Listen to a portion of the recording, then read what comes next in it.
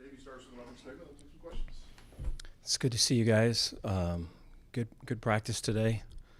Look in the guys' eyes is one of wanting to improve and to kind of get right to it. And so we're happy to oblige this morning. A lot of good things on the tape. A lot of things that we got to improve. I think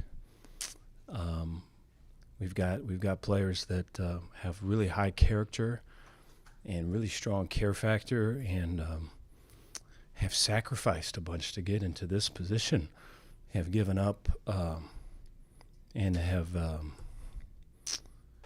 been low with an opportunity to kind of get high and achieve.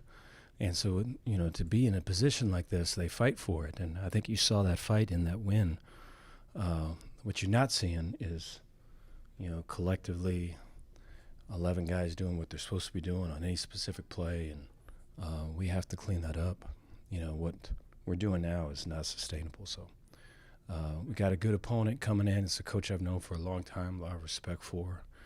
They're searching for some success, and so we got big tests ahead of us in terms of our focus, our self-improvement, and being better here this next week than we are this week.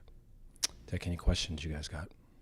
Dave, SMU had two long touchdowns, 75 yards. Obviously, one of those was kind of fluky. But how much do you guys talk about trying to limit the opponent's big plays, and what do you have to do to get that done? Yeah, we just have to play better. I think I think there was a point last year where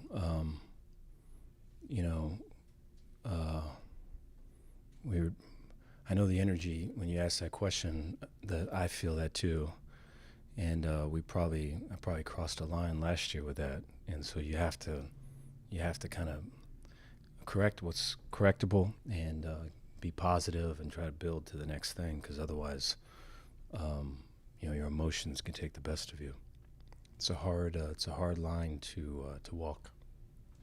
Coach, was the film as ugly as you anticipated it being? And I guess how important is this week to kind of fix some of those things on defense? Yeah, really important. I think we're focused on it, and we're attacking it right now. Is a lot of times you kind of mentioned it, but is it a lot of times maybe one guy being out of place, or It's is multiple it guys? Yeah. How is Michael Trigg's shoulder? What's his status? He's still kind of working through it. He was, today was pretty light, but he was out there today, and so we're hopeful that we can get him back. But it's not like season ending. Do you feel like some of the struggles defensively could be attributed to like new guys out there for the first time? I think some of it's that. It's all over right now. You wish it's not anything that's really clear. I think, there's times where, everything has to go right to get off the field. And with respect to all the offenses that are out there, it shouldn't be that hard. And then I think there's times where, hey, we're a guy away, or this technique or this play correctly away from getting off the field, and so it's all sides of that.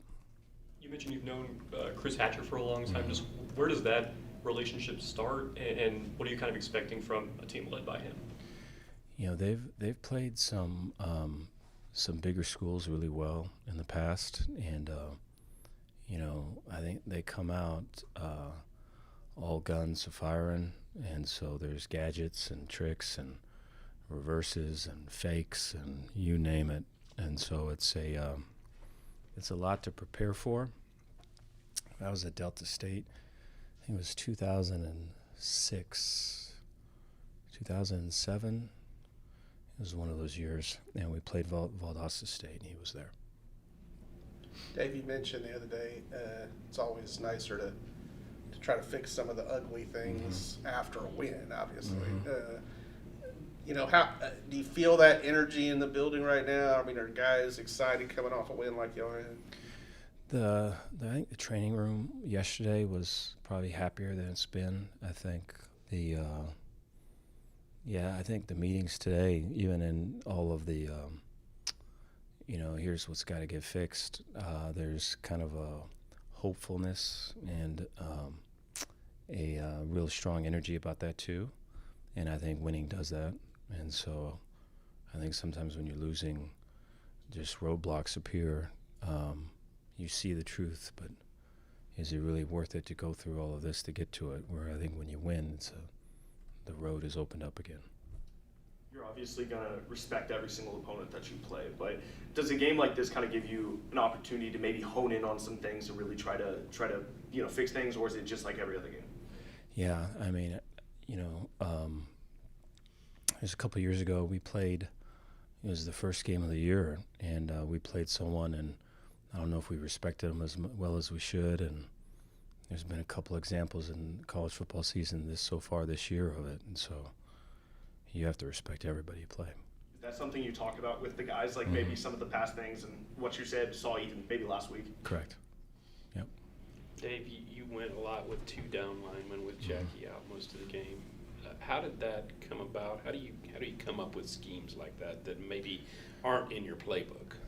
I mean, we played most of the day with 2, and then the other times we played with 1, and so we'll see if that continues into this next week. But trying to still get an idea of an identity and best players and putting them in the best position to succeed. And, I think we have all got to get on the same page so we can attack somebody and not have to constantly play ourselves with self-inflicted wounds. And so we're trying to get that done. Dave Sawyer's numbers are so impressive. Is he giving you everything you would need from him? Yeah, I'm so proud of him. He won our little personal award this morning, and the team was really, really happy for him. And so I think he's someone that everyone recognizes, has kind of been through it. And when guys are kind of in the low parts of whatever, how they handle all of that, it makes you want to root for them when they're on their, when they're ascending. And so I feel that everyone kind of feels that way with him. Coach Kobe Prentice is like a quarter the number of snaps as Josh Ashton, yet he leads the team in touchdowns. Mm-hmm. When you were recruiting him to come here, did you always envision him as maybe a change of pace receiver almost? Like, what was the role you wanted for him? Yeah, this was, in recruiting him, we were, at the time, we were thinking we're going to lose Ashton. We're losing Hal. We're losing just a lot of production. And so we need someone that could be a very productive player, someone that could command a double team and take people off of Trigg and off of Josh. The guys that at the time we thought were kind of coming back. And we've been able to get that with him. I think, I think off the field, Kobe's really doing great too. He's probably the happiest I've seen him and most engaged. It's funny how those things work together on and off the field. Dave, in the secondary, Carl Williams got back on the field, but Caden Jenkins didn't make the trip, and Tim Williams looked like he got banged up a little. Can you offer some updates on those guys? Yeah, I think right now both of those guys are day to day. I think we had Caden out with us this morning, and Carl was out there too. And we're hoping, this should be. My hope is that this is the most healthiest we've been, really, since the beginning of the year. And Jackie was out there for some snaps too. How's he doing? He was out with us. He's doing better. I think he was, was struggling to kind of get his footing and all of it. I think a lot of the things he was going through, feeling like he could get it done, and then you really don't know until you know. But he's feeling great today. With Sawyer being so impressive, how much of that can be attributed to so many weapons that he has to throw to? I mean, lots of guys stepping up. I'm sure it's mutually beneficial, but Sawyer on the sidelines, regardless of what the score was or regardless of what the situation was bringing guys up, was always positive. On the defensive side, Devin Bobby was that way. So proud of Devin and just his growth as a leader. Devin's playing the best football I've seen him play, 2 games in a row. But Sawyer was communicating up and down the sideline, was positive. Towards the end, I'd walk in the offensive huddle, and there was just a command with him, and it's just so cool to see. It is crazy what confidence can do to somebody, and so he's got that going right now. So we're thankful for it. Dave, after the win, you had a couple of guys, I assume you've seen this, that were doing flips on the field. Do you tell them later, like, hey, let's tap the brakes on that, or you just let them be excited kids? Yeah, I think, you try so hard to win. I think there has to be some type of grace in terms of that emotion, but I think really you want to act like you've been there before. And so I think, we need to win enough to where that becomes the case. Dave, 3 of the 4 guys that we talked to after that game started their careers as walk-ons, particularly Jacob Redding. How cool is that as a coach to see that? It's really cool. I remember David Wetzel and just that how all that thing came together, and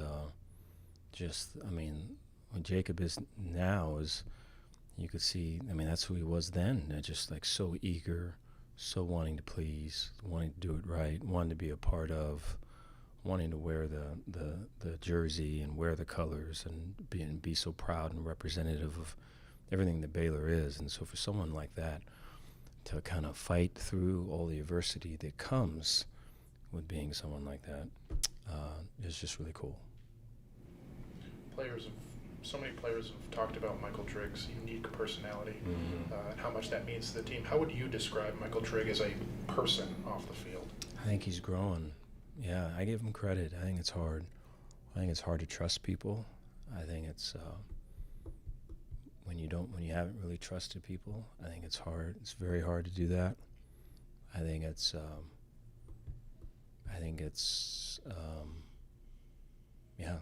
the biggest thing.